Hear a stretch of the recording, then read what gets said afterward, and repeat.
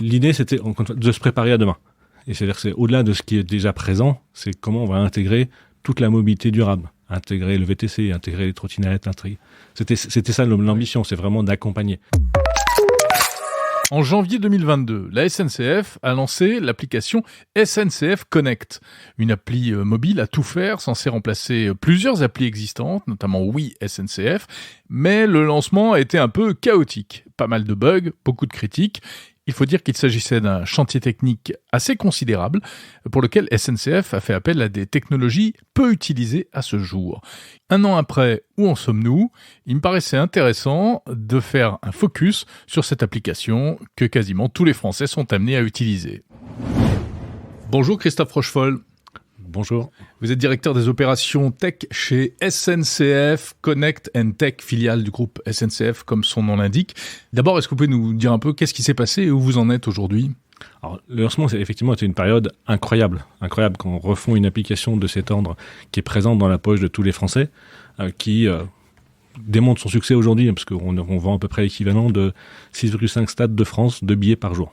Ah oui. Essayer de monter. Donc, elle est présente, elle est utilisée, et dès son lancement, on a continué à vendre avec un taux de satisfaction de 80%. Enfin, aujourd'hui, l'application, elle est partout. Elle contribue aussi bien à la courte distance que à la longue distance à faire ses itinéraires comme acheter ses billets de train. Alors, on va parler de ce qui va bien, mais d'abord, évacuons peut-être ce qui n'allait pas bien. Qu'est-ce qui allait, qui marchait pas ? Pourquoi ça marchait pas bien ? On a fait des choix, on a sorti typiquement des fonctionnalités qu'on s'est dit on pouvait attendre sur le wallet, et on a été un peu surpris par le marché qui avait beaucoup d'attentes qu'on n'avait pas. On s'est dit on pouvait le sortir un peu après, et on l'a sorti, je crois que dans 3 semaines après. Donc effectivement, on a dû faire des choix, qu'on fait un changement de telle importance qui touche tous les Français, qui touche la courte distance, la longue distance, qui touche l'itinéraire. On pourrait y être encore, mais je pense que c'est intéressant de se dire qu'une boîte de la taille de la SNCF aujourd'hui fasse des choix aussi drastiques, de se préparer pour l'avenir et de se dire oui, on prend des risques, on change toutes nos couches pour se préparer pour demain. C'est un choix fort et qui est reconnu par nos équipes et qui se dit ok, on a préparé demain, on a amélioré, on sort une nouvelle version toutes les semaines, on écoute nos clients, sur 2022, je crois qu'on parle de 10 millions de retours clients qu'on analyse et qui nous permettent de progresser chaque semaine. Chaque semaine, une nouvelle version sur le mobile, sur le web, pour accompagner les Français au jour le jour. En fait, vous avez agrégé plusieurs applis et plein de choses derrière, on imagine. Plein de partenaires, encore une fois, l'idée c'est, on parle un peu du porte-à-porte en fait, c'est accompagner. Mais en quoi pourquoi elle était si différente de l'appli d'avant ? L'idée c'était encore une fois, de se préparer à demain. Et c'est-à-dire que c'est au-delà de ce qui est déjà présent, c'est comment on va intégrer toute la mobilité durable. Intégrer le VTC, intégrer les trottinettes, C'était ça l'ambition, c'est vraiment d'accompagner. Et du coup, se baser sur des technologies qui ont été construites dans le passé ne nous permettent pas de se préparer à ça. Ouais. L'idée, c'était vraiment de faire un gap technologique, et c'est pour ça que nos équipes étaient assez passionnées sur ce type de projet, de se préparer à demain. En fait, vous avez suivi un problème qui est assez courant, j'ai l'impression, dans beaucoup de grandes entreprises. C'est ce qu'on appelle le legacy, l'héritage, c'est-à-dire des technologies, des systèmes informatiques qui ont été mis en place il y a longtemps. Et il n'y a rien de plus difficile que de transformer un système informatique. C'est plus facile quand on est une start-up et qu'on démarre de zéro, en fait. Exactement. Et c'est un choix fort de le faire et de se dire, on va pas attendre de se retrouver en difficulté de devoir rajouter des bouts de scotch pour que ça fonctionne. Non, on va faire un choix drastique de se préparer, de préparer demain et d'avoir un certain nombre de sujets à gérer avec nos clients. Mais c'est pour ça que c'est important, et on parle beaucoup de démarche agile, de sortir une version toutes les semaines, de recueillir des feedbacks, d'analyser ces feedbacks pour que la version suivante, on corrige un petit peu plus, on apporte des fonctionnalités, on apporte des améliorations qui gèrent la complexité des offres qui sont du ticket de bus dans une ville de France à du train longue distance pour aller à Londres. Alors, Christophe Rochefol, vous êtes aux manettes de tout cela. Comment ça s'est passé ? Vous avez notamment fait appel, je crois, à une technologie qui s'appelle Flutter. On va rentrer un peu dans les rouages, on va mettre les mains dans le cambouis. Et donc, vous avez utilisé une technologie qui s'appelle Flutter, qui est une techno open source, mais créée par Google. Qu'est-ce qu'elle fait, cette techno ? Expliquez-nous ça. Alors, c'est une technologie qui permet de développer des applications avec un seul code source, c'est-à-dire que nos développeurs, ils développent qu'une seule fois, et après ça génère le code pour les applications mobiles, que ce soit Android ou iOS, que ce soit un téléphone Apple, Samsung ou autre. Donc ça permet d'accompagner l'ensemble des voyageurs sur la même expérience. On sait que tous, on a des mobiles perso ni mobile pro, pas toujours de la même marque, et pouvoir accompagner la personne sur quel que soit son modèle de la même façon, c'était important pour nous. Oui, parce que sinon, aujourd'hui, finalement, toutes les applis qu'on utilise au quotidien, les développeurs doivent fabriquer et une version Android et une version iOS, et parfois même plusieurs versions Android, parce que c'est assez fragmenté. Donc vous, le but du jeu, c'est que tout cela soit plus unifié. À la fois plus unifié, qu'on aille plus vite. Auparavant, on travaillait aussi sur ce qu'on appelle le mobile first. C'est un langage qu'on a beaucoup utilisé dans l'informatique. On voulait apporter des fonctionnalités en premier sur le mobile. Sauf que dans la réalité, en fait, le mobile sortait après le web. Et donc, au démarrage du projet qui a mené à la SNCF Connect, on s'est dit qu'est-ce qu'on peut faire, quels sont les choix forts que l'on peut faire. Alors ça va être ce qu'on appelle le monorepo, c'est-à-dire mettre tout le source code au même endroit pour qu'on puisse favoriser l'open source interne pour que tout le monde contribue et que ça sorte plus vite. Mais c'est aussi un choix comme Flutter qui permet, encore une fois, toutes les semaines, on sort une version web, Android et iOS le même jour. Alors c'est pas très connu ce Flutter, évidemment. D'abord parce que c'est un outil professionnel pour les entreprises, mais ensuite parce que c'est pas forcément très utilisé. Et vous êtes la première entreprise en France de cette taille, groupe SNCF, à avoir décidé d'utiliser cette technologie. Pour quelle raison ? On parlait d'ambition, on parle un peu d'audace aussi, en fait, quelque part. Quand on a fait ce choix-là, on a regardé ce qui existait sur le marché. Les technologies hybrides dans le mobile existent depuis longtemps. Bon, ça fait longtemps qu'on regarde ça, mais il n'y avait pas beaucoup d'espoir sur ce qu'on appelle la maintenabilité des applications qui étaient générées. Donc on a regardé les nouveautés. Donc il y avait Flutter, il y avait d'autres technologies qui étaient émergentes, et on a lancé ce qu'on appelle une proof of concept, des tests. Preuve de concept, pour voir si ça marche en fait. Ouais, on a beaucoup d'anglicisme dans l'informatique. Ah bah oui, ça je sais bien, je vous excuse. et donc on a testé ces 3 technologies, et en l'espace de quelques semaines, Flutter est arrivé très vite en haut du panier pour sa facilité d'apprentissage, parce que démarrer sur une nouvelle technologie, ça veut dire ne pas avoir des développeurs sur le marché qui savent le faire. Mais par rapport aux technologies qu'on utilisait, très facilité d'apprendre et de monter sur la technologie, des résultats assez bluffants entre Android et iOS en termes d'expérience client. Donc on développe une seule appli et c'est la même partout. Partout, exactement. Ok, y compris web ? Alors non, Flutter existe en version web. Au moment où on s'est lancé, il n'était pas mature, pas suffisamment mature. Et donc là, on s'est dit, on ne va pas partir sur une technologie qui n'est pas mature par rapport à nos besoins. Et Flutter Web est plutôt orienté faire une app sur le web, ce qui n'est pas tout à fait l'expérience web qu'on choisit. Encore une fois, on veut une expérience pour nos clients qui soit la plus sans effort possible. Et donc, il faut choisir une technologie qui est adaptée. C'est une techno qui vous aide uniquement essentiellement pour le fonctionnement, le brassage des données, etc. Ou il y a l'aspect interface, convivialité aussi qui est géré par ce Flutter? Complètement. Alors, on a mis en place ce qu'on appelle un design system, encore un anglicisme, qui permet de gérer l'ensemble des écrans. On a plus de 150 écrans. C'est pour ça que c'est une plus grosse appli, mais le nombre d'écrans derrière en Flutter est assez impressionnant. Quand vous dites 150 écrans, c'est-à-dire 150 types d'appareils qui vont faire tourner l'appli? Non, d'étapes. Oui, d'accord. C'est les 4-5 étapes qui permettent d'acheter un billet, mais en fait, on se rend pas compte que derrière, il y a énormément de fonctionnalités. Oui, bien sûr, des pages. Des pages, et donc ce qu'on appelle des écrans. Et derrière ces écrans, il y a des composants. Et si on veut générer l'unité de l'ensemble de ces écrans, on fait ce qu'on appelle un design system, qu'on gère grâce à Flutter aussi, pour pouvoir proposer la même expérience, quels que soient les écrans. D'accord. Ça va être de la couleur, de la forme du bouton, ça, c'est la version la plus simple, mais évidemment, en termes d'expérience, ça va beaucoup plus loin. Qui d'autre utilise ça aujourd'hui?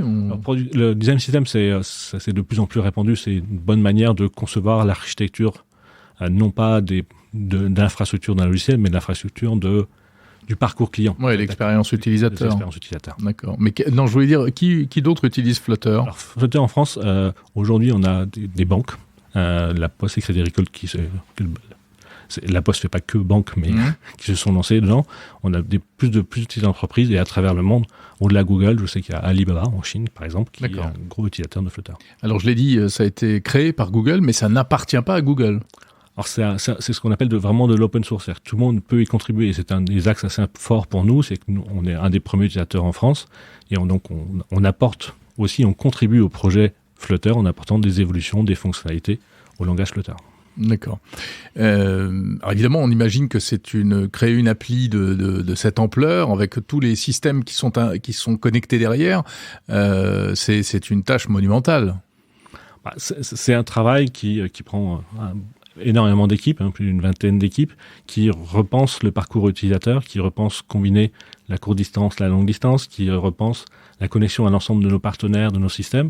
Et on parlait de Flutter, une des difficultés, c'est qu'on est les premiers et qu'on travaille avec des partenaires, qu'on intègre des partenaires, par exemple, qui gèrent le consentement, qui est un des sujets assez forts en termes de la data. Ils nous fournissent ce qu'on appelle des SDK, des morceaux de leur application pour gérer ça. Des kits de développement. Exactement. Il faut qu'ils soient eux-mêmes au Flutter. Donc on a forcé un peu nos fournisseurs et nos partenaires à aller vers Flutter aussi pour pouvoir préparer l'application. Donc vous êtes en train de créer un écosystème en fait. Tout à fait. Alors, on y contribue et la difficulté qu'on avait à recruter mais aussi à former autour de Flutter qui était simplifiée, en fait on contribue à cet écosystème, on participe à plusieurs conférences en France et en Europe et on est assez fiers là-dessus de partager notre expérience et développer cette communauté. Alors, il y a l'appli SNCF Connect, mais il faut dire un mot. Enfin, vous avez des concurrents, en fait. Le plus connu, c'est Trainline, qui est une autre appli qui permet d'acheter des billets de train et qui a besoin de vous, d'une certaine manière, parce qu'elle va aller se connecter au moins à une partie des mêmes bases de données que vous. Alors, moi, je travaille pour la partie qu'on appelle la partie distributeur. D'accord. À l'agence de voyage qui vend les billets de train pour la SNCF. Et dans notre groupe, on a aussi une partie de l'activité qui fournit effectivement les services qui permettent d'acheter des billets, ce qu'on appelle les offres de la SNCF, qui sont fournis effectivement à l'ensemble de nos concurrents, qui va être de l'agence de voyage qui va utiliser des GDS à nos concurrents que vous venez de citer. Et eux, ils sont obligés d'utiliser aussi Flutter ou pas du tout? Absolument non, pas du tout. C'est notre choix et c'est la technologie qu'on a choisie. Oui, parce que c'est ça, il y a vraiment ce qui est très loin en amont et puis il y a la partie... C'est une partie qu'on ne voit pas, c'est ce qu'on appelle des interfaces de programmation, des API où ils vont se connecter. Là, l'intérêt d'une API, c'est justement de ne pas avoir besoin de langage prédéfini. Il suffit de connaître ce qu'on appelle le contrat d'interface pour consommer les services. Ouais. Christophe Rochefol, comment est-ce qu'elle va évoluer cette appli SNCF Connect? Il y a des nouvelles choses qui sont prévues? Alors il y a des nouvelles choses qui sont apparues cette année, ça vous a peut-être pas échappé on dressait la courte distance en Île-de-France, maintenant on adresse aussi les villes un peu partout dans le pays, je crois qu'on a un peu plus de 32 localités qui sont arrivées à partir de fin janvier pour proposer des tickets de bus, les moyens de transport, bus de chacune de ces villes. Et on va continuer avec notre partenaire qui s'appelle Airwem, qui nous a fourni un ensemble de services et qui est en partenariat avec l'ensemble de ces villes à agrandir le parc pour développer la courte distance, préparer les autres mobilités durables. On parlait de trottinettes, mais tous les services qui vont permettre de faire du porte-à-porte facilité. Le porte-à-porte. Deuxième axe, ça va être tout ce qui va être autour de l'alerte. On va continuer à informer, continuer à alerter quand il y a des trains qui sont déjà pleins, mais qui se libèrent parce qu'il y a des personnes qui annulent, alerter les personnes qui ont signalé qu'ils étaient intéressés par ces places-là. Donc c'est toute la partie information et alerting. D'accord. C'est-à-dire, par exemple, je vais chercher quelqu'un à la gare. Est-ce que je dois utiliser l'appli SNCF Connect pour savoir si le train est à l'heure ou je vais prendre un train l'appli va me dire tout ça? Le train il va vous dire s'il est à l'heure, il va vous dire sur quel quai. Il va vous donner des informations sur la gare, il va donner des informations sur éventuellement dans quel wagon il se trouve. Tout ça dans l'application. D'accord. D'ailleurs, récemment, on a précisé la position des wagons sur les quais. Donc ça, c'est pour les voyageurs, c'est pas pour les accompagnants, évidemment. Il y a d'autres services que vous envisagez d'intégrer Un des autres axes qui me tient particulièrement à cœur et qui tient à cœur l'ensemble des personnes qui nous rejoignent, c'est on travaille sur la mobilité durable. Ouais. C'est pour ça qu'on est là. Donc vous avez toutes les mobilités, sauf l'avion, quoi. Et la voiture. Et la voiture, ouais. Ou alors, c'est la voiture, c'est le partage de voitures qui continue à être... Okay. Mais on n'a pas les VTC, les taxis, etc. Par contre, ce qui nous intéresse aussi, c'est d'accompagner ça par le numérique responsable. C'est nous-mêmes, la façon dont on va concevoir l'application. Alors, manifestation première pour nos utilisateurs, c'est économiser leur batterie, mais c'est au-delà de ça, autant économiser le CO2 en se déplaçant. Et l'opération, en début d'année, là, on a lancé le parcours, le nombre de kilomètres parcourus et l'économie en équivalent carbone qui a été lancé sur la mois d'année. La SNCF était particulièrement bien vue par nos clients. De la même façon, nous, nos développeurs, ils ont envie d'avoir une démarche éco-responsable.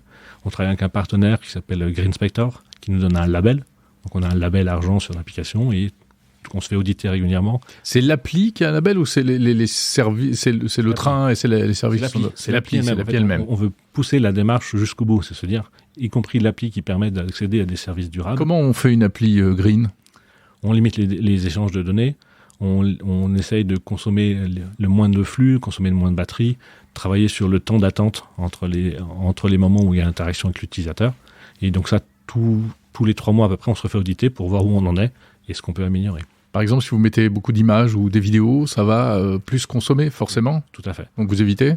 On essaye de trouver le bon équilibre entre l'utilisabilité pour nos clients et la consommation. Donc c'est Bien sûr. Une démarche en permanence, c'est d'amélioration continue, vraiment. C'est pas à un instant T, on pourrait faire un audit, se dire c'est bon, on a eu lavé l'argent. Non, c'est une démarche régulière et on se dit ok, ça on s'est un peu dégradé, comment on l'améliore, comment on travaille sur des axes d'amélioration pour rester, y compris dans la conception de nos applications durables. Voilà, avec cette philosophie qui est donc d'être une appli vraiment pas 360, mais presque, en tout cas sur le transport durable et propre. Mais c'est peut-être ça aussi qui a un peu dérouté les Français au départ, c'est-à-dire que il y avait plein de choses qu'ils n'étaient pas habitués à trouver dans leur appli de train, en fait.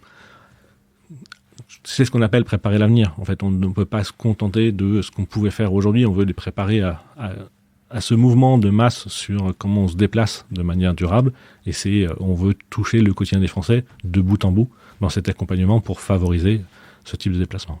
Merci Christophe Rochefol, directeur des opérations tech chez SNCF Connect & Tech.